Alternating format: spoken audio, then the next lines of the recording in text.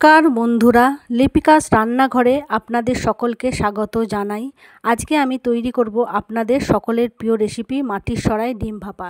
এর জন্য আমি সবার প্রথমে গ্যাস জেলে আমি জল সমেত কড়াই বসিয়ে দিয়েছি। তাতে দিয়ে দিয়েছি 1 চামচ নুন আর দিয়ে দিয়েছি 5টি ডিম।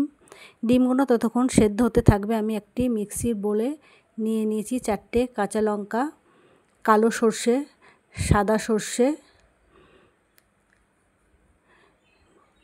নিয়ে নিয়েছি পোস্ত,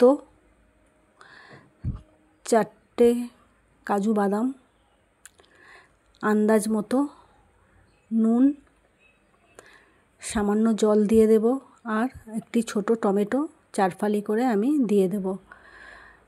এবার আমি পেস্ট করে নেব। পেস্ট করা আমার হয়ে গেছে। ডিমও সেদ্ধ হয়ে গেছে। ডিমগুলো একটি ছাঁকনির সাহায্যে আমি তুলে নেব, ঠান্ডা জলে দিয়ে দেব।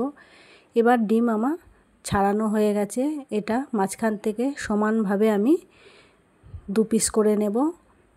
আমার 2 পিস করা হয়ে গেছে। এবার গ্যাসটি জেলে আবারও আমি কড়াই বসিয়ে তাতে তেল দিয়ে দিয়েছি। তেলটা গরম হলে আমি যেদিকে কুসুমগুলো আছে আমি সেদিক উল্টে ভেজে নেব সামান্য হলুদ দিয়ে। আমার ডিম ভাজা হয়ে গেছে, বেশি ভাজবো না, হালকাই ভাজবো।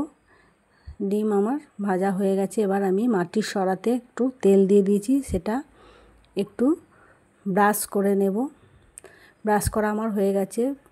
পেস্ট করা আমি সর্ষে পোস্ত দিয়ে দিয়েছি। তাতে দিয়ে দিয়েছি আন্দাজ মতো নুন, হলুদ, একটু কাশ্মীরি লঙ্কা আর লাল লঙ্কা মিক্সড করেই দিয়ে দিয়েছি সামান্য জল। এবার আমি ভেজে রাখা ডিমগুলো দিয়ে দেব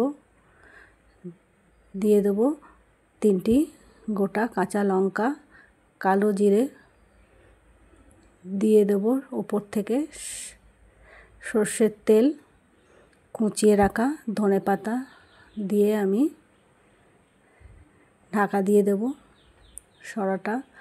এবার আমি গ্যাস জেলে কড়াইটা বসিয়ে দেব। 15 মিনিট মিডিয়াম টু লো ফ্লেমে থাকবে। এবার রেডি আমার ডিম ভাপা।